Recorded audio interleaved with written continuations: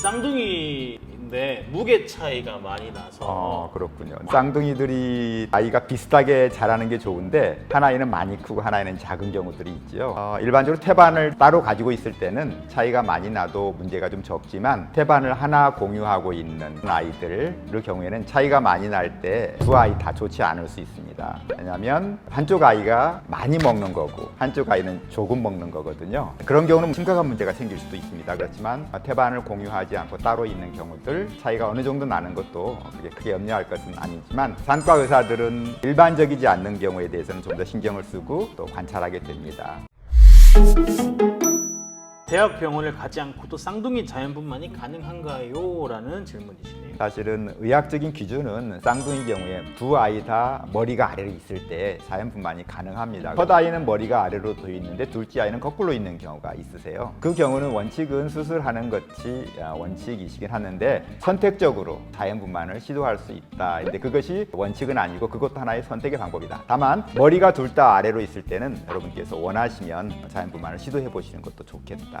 물론 이 경우에 따라 첫 아이를 낳고 나서 둘째 아이가 위치가 바뀌어진다든가 또 다른 문제가 있어서 둘째 아이를 수술해야 되는 경우도 있지만 그거 무서워서 머리가 둘 다 아래로 있는데 꼭 수술을 해야 하는 건 아니기 때문에 원하시는 경우는 얼마든지 해보셔도 상관없습니다.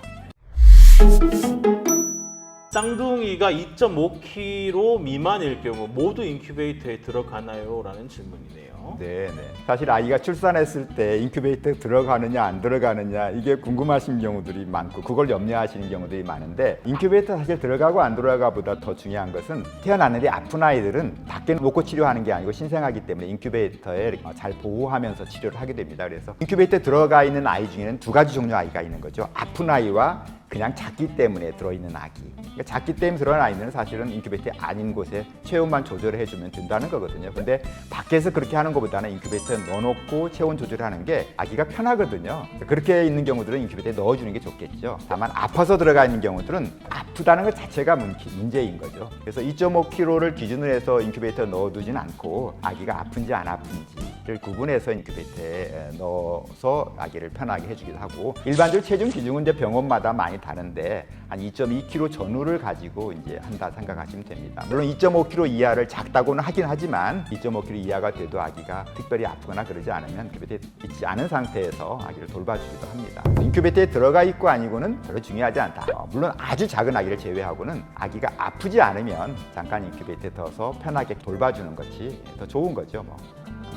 폐렴구균 백신. 우리 가족이 접종하니까 근거가 중요합니다.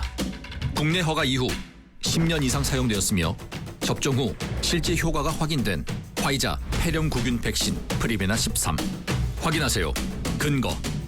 화이자 폐렴구균 백신.